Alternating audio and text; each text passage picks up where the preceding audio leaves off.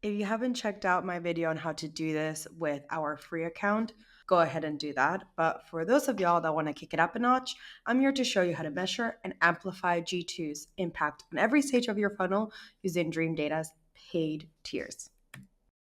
So there's a bunch of things that you can do, but I am focusing today on these four, starting with seeing or visualizing G2's data in your customer journeys.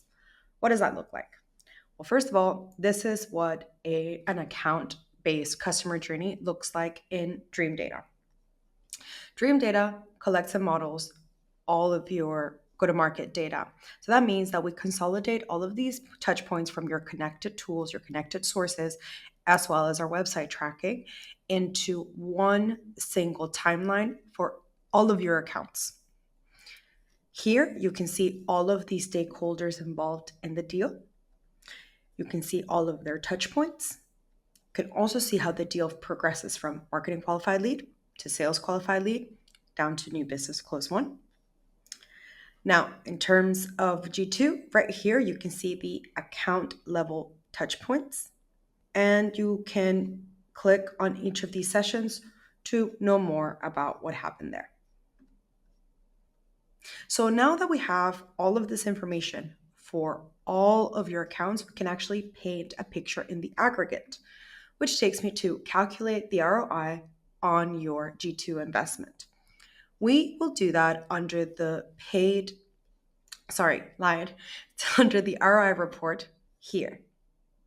As always, what are we looking at? Right now, we're analyzing our activities last year, so everything that we spent money on last year, and we're seeing how much new business that yielded. Actually, let me change this to sales qualified leads. So I want to see how much of the things that I paid for last year, how many sales qualified leads that yielded, and I'm going to use a data-driven attribution model.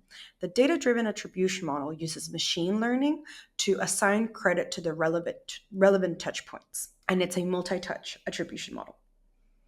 As you can see here, we get a cost overview and breakdown of where we're spending our money, and G2 accounts for a little under 3% of our overall budget.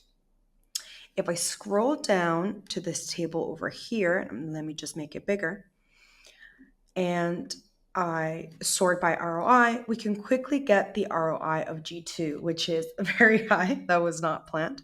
But you can also compare G2 to other channels and to other sources. So even though G2 only accounts for less than 3% of our budget, it is outperforming quite a few of these. And you can compare G2 based on influence prospects and values, but also the actual prospects and value, cost per acquisition, and ROI. Talking about the actual prospects and value, you can also quantify G2's impact on revenue. And for that, we would go to revenue analytics and our revenue attribution report. So here, what data are we looking at again? Right now, I want to analyze the sales qualified leads. So let's look at pipeline. I want to look at the sales qualified leads that we got last year. And I want to apply, again, the data-driven attribution model to look at this.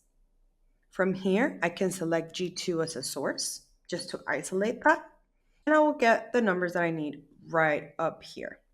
So as you can see, from the total prospects of 156, 12.2 of those came from G2. The sales qualified leads came from G2. We also get a share of the total prospects. You get the value generated by G2 and the percentage of the total value.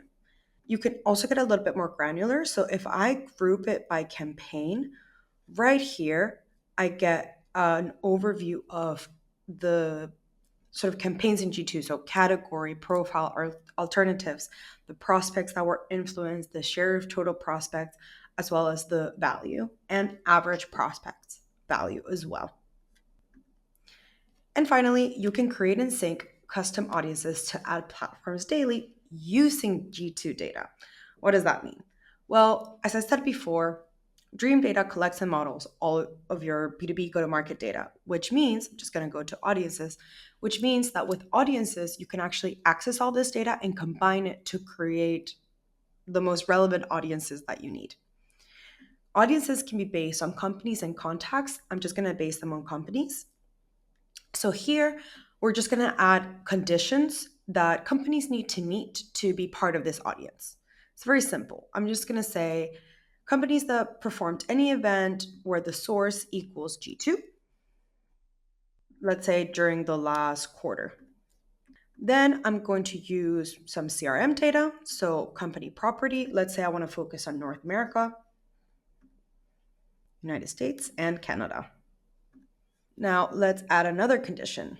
Remember in the customer journey, there was some G2 activity before the account converted into a marketing qualified lead. So let's try to capture that demand. So I'm going to say that they have not reached marketing qualified lead yet and hit apply.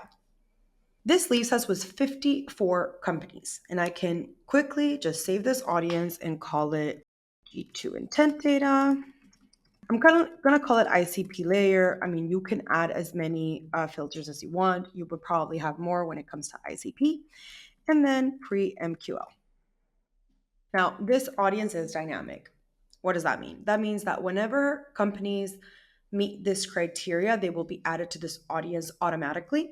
And the same goes if they no longer meet the criteria. So if any of these convert to a marketing qualified lead, we will automatically remove them and without you having to think about it. So you set this and you forget it.